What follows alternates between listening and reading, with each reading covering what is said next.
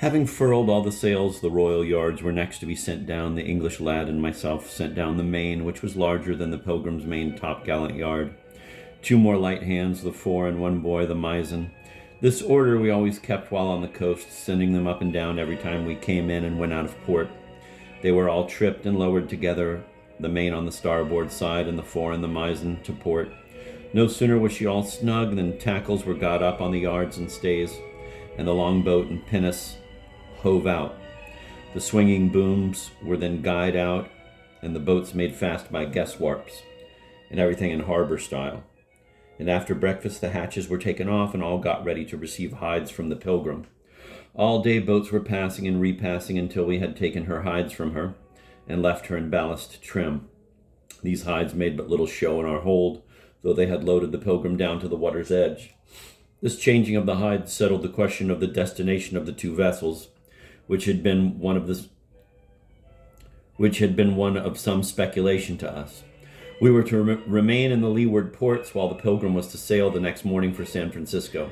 After we had knocked off work and cleared up decks for the night, my friend S came on board and spent an hour with me in our berth between decks. The Pilgrim's crew envied me my place on board the ship and seemed to think that I had got a little to windward of them, especially in the matter of going home first. S was determined to go home on the alert by begging or buying. If Captain T would not let him come on other terms, he would purchase an exchange with someone of the crew. The prospect of another year after the alert should sail was rather too much of the monkey. About 7 o'clock the mate came down into the steerage in fine trim for fun, roused the boys out of the berth, turned up the carpenter with his fiddle, sent the steward with lights to put in the between decks, and set all hands to dancing. The between decks were high enough to allow of jumping.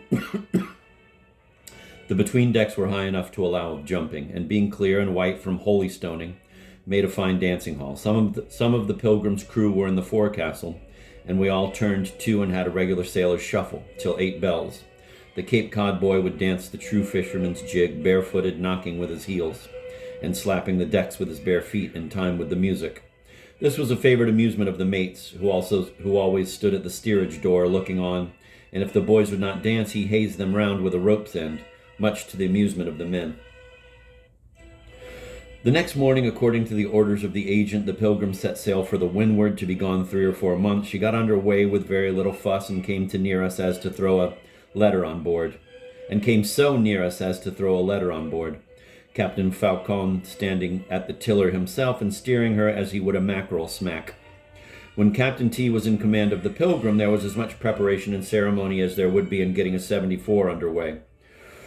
Captain Falcone was a sailor, every inch of him. He knew what a ship was, and was as much at home in one as a cobbler in his stall. I wanted no better proof of this than the opinion of the ship's crew, for they had been 6 months under his command, and knew what he was. And if sailors allow their captain to be a good seaman, you may be sure he is one, for that is the thing they are not always ready to say.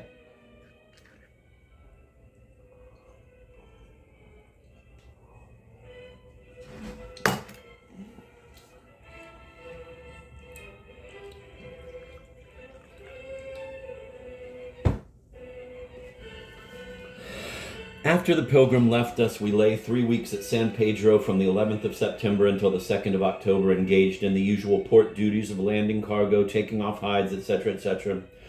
These duties were much easier and went on much more agreeably than on board the Pilgrim. The more the merrier is the sailor's maxim, and a boat's crew of a dozen could take off all the hides brought down in a day without much trouble by division of labor. And on shore as well as on board, a good will and no discontent or grumbling make everything go well. The officer, too, who usually went with us, the third mate, was a fine young fellow and made no unnecessary trouble, so that we generally had quite a sociable time and were glad to be relieved from the restraint of the ship. While here, I often thought of the miserable, gloomy weeks we had spent in this dull place in the brig, discontent and hard usage on board, and 4 hands to do all the work on shore.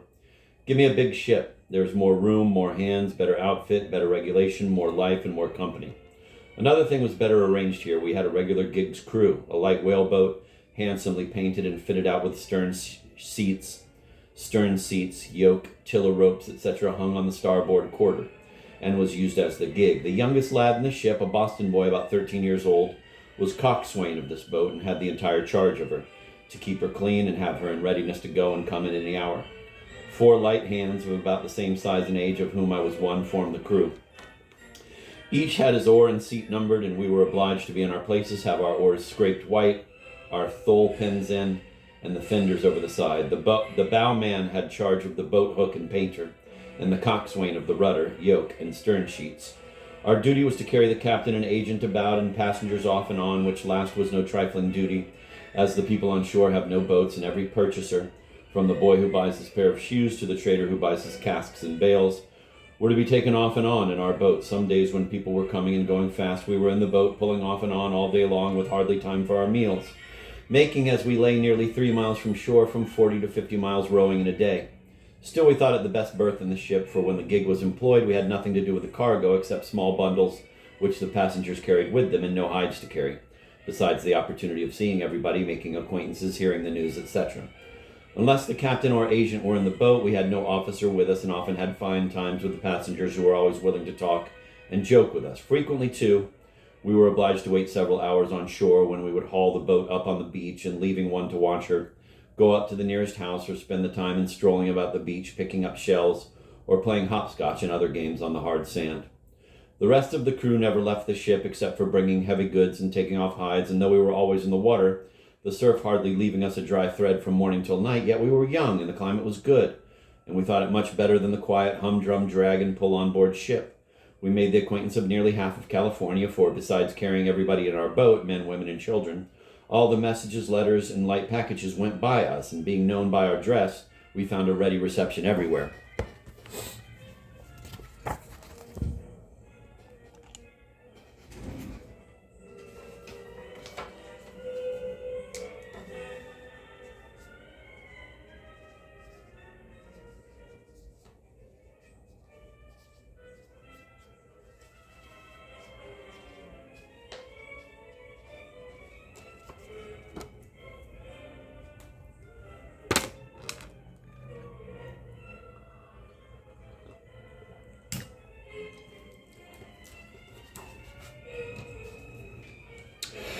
At San Pedro, we had none of this amusement, for there being but one house in the place, we of course had but little company. All the variety that I had was riding once a week to the nearest rancho to order a bullock down for the ship. The brig Catalina came in from San Diego, and being bound up to windward, we both got under way at the same time for a trial of speed up to Santa Barbara, a distance of about 80 miles. We hove up and got under sail about 11 o'clock at night, with a light land breeze which died away toward morning, leaving us becalmed only a few miles from our anchoring place.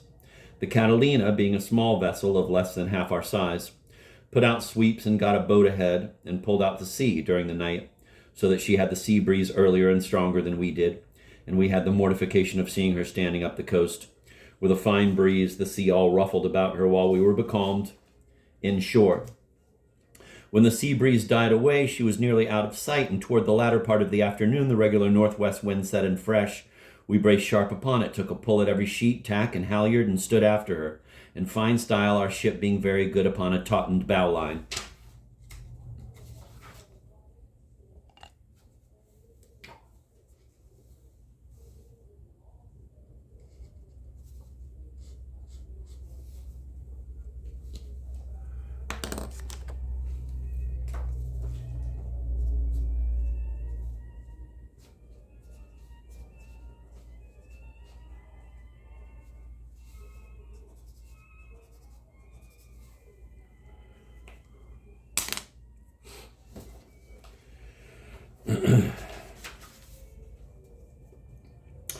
We had nearly 5 hours of fine sailing, beating up to windward by long stretches in and offshore, and evidently gaining upon the Catalina at every tack.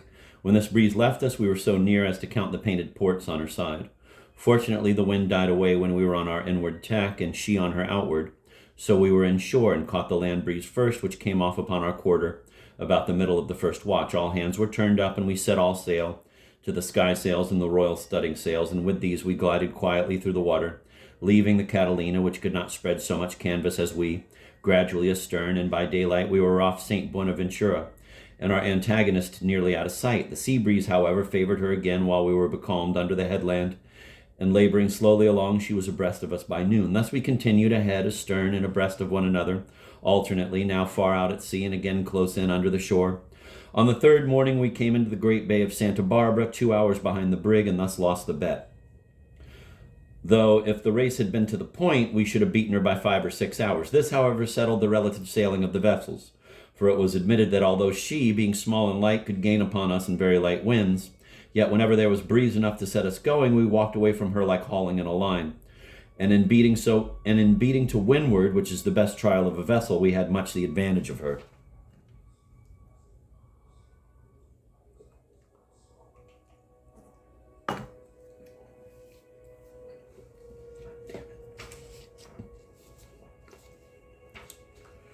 Sunday, October 4th. This was the day of our arrival. And somehow or other, our captain always managed not only to sail, but to come into port on a Sunday. The main reason for sailing on the Sabbath is not, as many people suppose, because Sunday is thought a lucky day, but because it is a leisure day. During the 6 days, the crew are employed upon the cargo and other ships' works, and the Sabbath, being their only day of rest, whatever additional work can be thrown into Sunday is so much gain to the owners. This is the reason of our coasters, packets, etc., sailing on the Sabbath. They get 6 good days' work out of the crew and then throw all the labor of sailing into the Sabbath. Thus it was with us nearly all the time we were on the coast, and many of our Sabbaths were lost entirely to us. The Catholics on shore have no trading and make no journeys on Sunday, but the American has no national religion and likes to show his independence of priestcraft by doing as he chooses on the Lord's Day.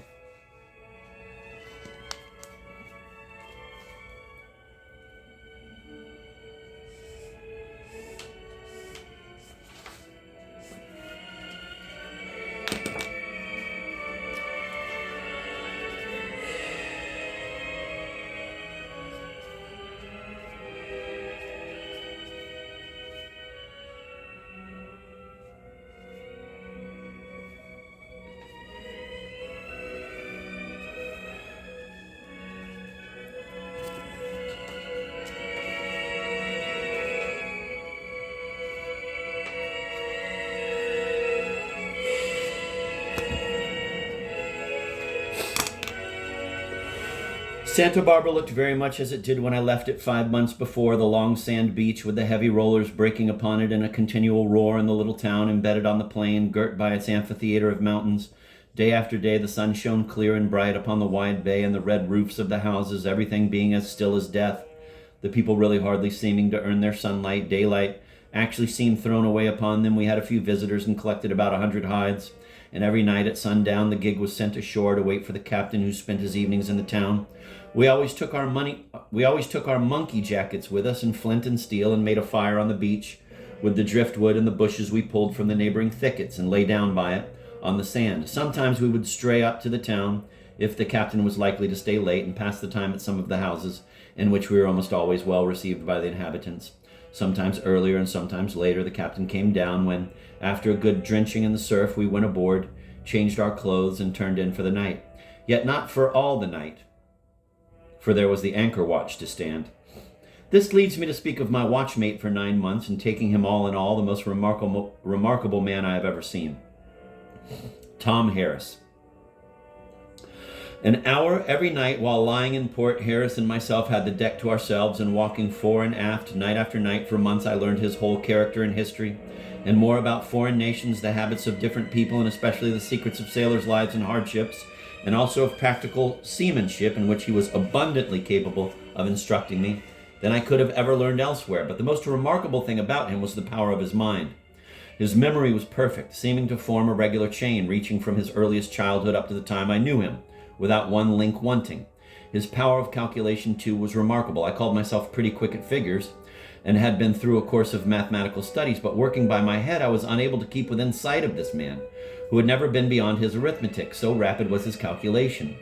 He carried in his head not only a logbook of the whole voyage, in which everything was complete and accurate, and from which no one ever thought of appealing, but also an accurate registry of all the cargo, knowing precisely where each thing was and how many hides we took in at every port.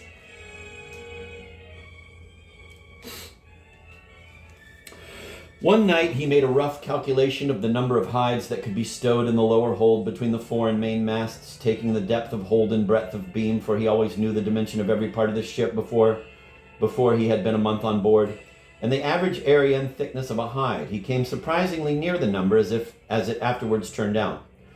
The mate frequently came to him to know the capacity of different parts of the vessel, so he could tell the sailmaker very nearly the amount of canvas he would want for each sail in the ship, for he knew the hoist of every mast and spread of every sail on the head and foot and feet and inches. When we were at sea, he kept a running account in his head of the ship's way, the number of knots in the courses, and if the courses did not vary much during the 24 hours, by taking the whole progress and allowing so many eights southing or northing to so many easting or westing, he would make up his reckoning just before the captain took the sun at noon, and often came wonderfully near the mark. Calculation of all kinds was his delight. He had in his chest several volumes giving accounts of inventions in mechanics, which he read with great pleasure and made himself master of. I doubt if he ever forgot anything that he read. The only thing in the way of poetry that he ever read was Falconer's Shipwreck, which he was delighted with, and whole pages of which he could repeat.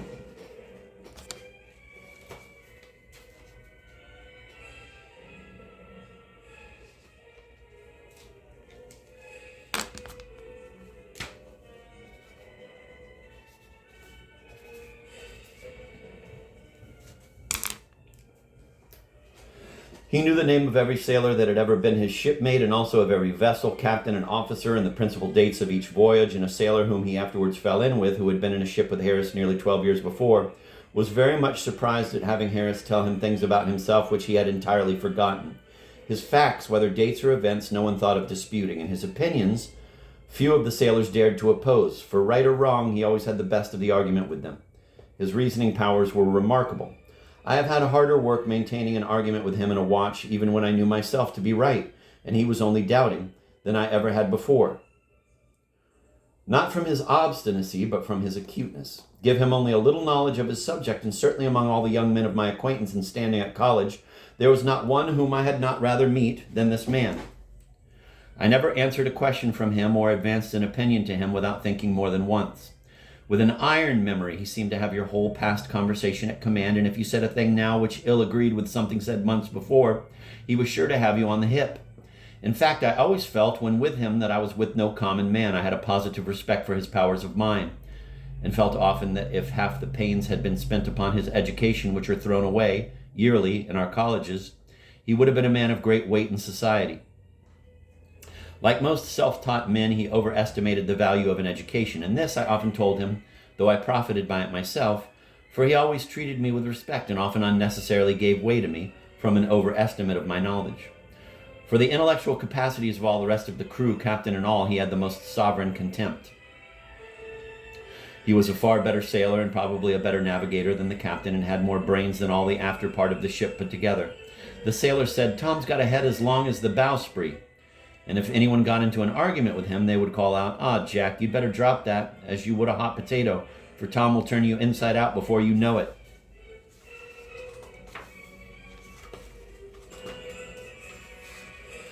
I recollect his posing me once on the subject of the corn laws. I was called to stand my watch, and coming on deck found him there before me, and we began, as usual, to walk fore and aft in the waist. He talked about the corn laws, asked me my opinion about them, which I gave him, and my reasons, my small stock of which I set forth to the best advantage, supposing his knowledge on which subject must be less than mine, if indeed he had any at all. When I had got through, he took the liberty of differing from me, and to my surprise brought arguments and facts connected with the subject which were new to me, to which I was entirely unable to reply. I confess that I knew almost nothing of the subject, and expressed my surprise at the extent of his information. He said that, a number of years before, while at a boarding house in Liverpool, he had fallen in with a pamphlet on the subject, and as it contained calculations, had read it very carefully, and had ever since wished to find someone who could add to his stock of knowledge on the question. Although it was many years since he had seen the book, and it was a subject with which he had no previous acquaintance, yet he had the chain of reasoning, founded upon principles of political economy, perfect in his memory, and his facts, so far as I could judge, were correct. At least he stated them with great precision. The principles of the steam engine, too, he was very familiar with, having been several months on board of a steamboat, and made himself master of its secrets. He knew every lunar star in both hemispheres, and was a perfect master of his quadrant and sextant. Such was the man who, at 40, was still a dog before the mast, at $12 a month. The reason of this was to be found in his whole past life, as I had it, at different times, from himself. He was an Englishman by birth, a native of Ilfracombe in Devonshire. His father was skipper of a small coaster from Bristol, and dying left him when quite young to the care of his mother, by whose exertions he received a common school education, passing his winters at school and his summers in the coasting trade until his 17th year, when he left home to go upon foreign voyages. Of his mother he often spoke with the greatest respect, and said that she was a strong-minded woman and had the best system of education he had ever known, a system which had made respectable men of his 3 brothers, and failed only in him from his own indomitable obstinacy.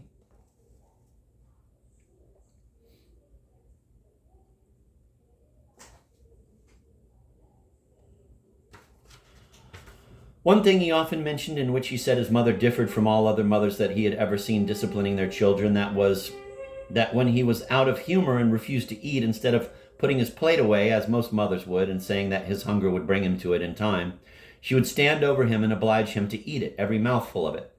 It was no fault of hers that he was what I saw him, and so great was his sense of gratitude for her efforts, though unsuccessful, that he determined at the close of the voyage to embark for home with all the wages he should get, to spend with and for his mother, if perchance he should find her alive.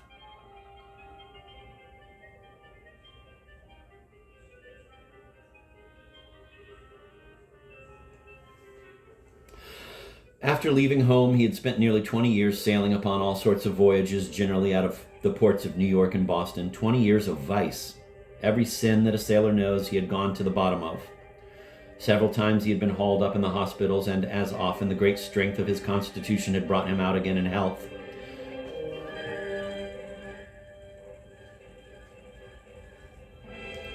Several times, too, from his known capacity, he had been promoted to the office of chief mate, and as often his conduct when in port, especially his drunkenness, which neither fear nor ambition could induce him to abandon, put him back into the forecastle. One night, when giving me an account of his life, and lamenting the years of manhood he had thrown away, he said that there, in the forecastle, at the foot of the steps, a chest of old clothes, was the result of 22 years of hard labor and exposure, worked like a horse and treated like a dog. As he grew older, he began to feel the necessity of some provision for his later years, and came gradually to the conviction that rum had been his worst enemy.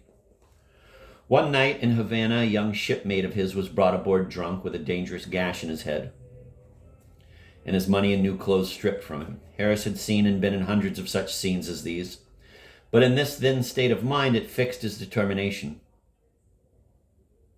And he resolved never to taste another drop of strong drink of any kind. He signed no pledge and made no vow, but relied on his own strength of purpose. The first thing with him was reason, and then a resolution, and the thing was done. The date of his resolution he knew, of course, to the very hour. It was 3 years before I knew him, and during all that time nothing stronger than cider or coffee had passed his lips. The sailors never thought of enticing Tom to take a glass any more than they would of talking to the ship's compass. He was now a temperate man for life, and capable of filling any berth in a ship, and many a high station there is on shore which is held by a meaner man. He understood the management of a ship upon scientific principles, and could give the reason for hauling every rope, and a long experience added to careful observation at the time, and a perfect memory gave him a knowledge of the expedients and resorts in times of hazard, which was remarkable, and for which I became much indebted to him, as he took the greatest pleasure in opening his stores of information to me in return for what I was able to do for him. Stories of tyranny and hardship which had driven men to piracy, of the incredible ignorance of masters and mates, and of horrid brutality to the sick, dead, and dying, as well as of secret knavery and impositions practiced upon seamen by connivance of the owners, landlords, and officers. All these he had, and I could not but believe them, for men who had known him for 15 years had never taken him even in an exaggeration, and as I have said, his statements were never disputed.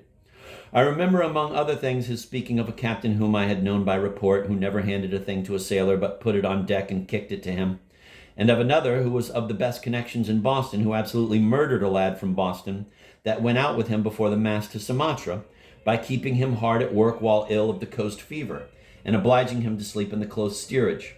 The same captain has since died of the same fever on the same coast. In fact, taking together all that I learned from him of seamanship, of the history of sailors' lives, of practical wisdom, and of human nature under new circumstances, a great history from which many are shut out, I would not part with the hours I spent in the watch with that man for any given hours of my life passed in study and social intercourse.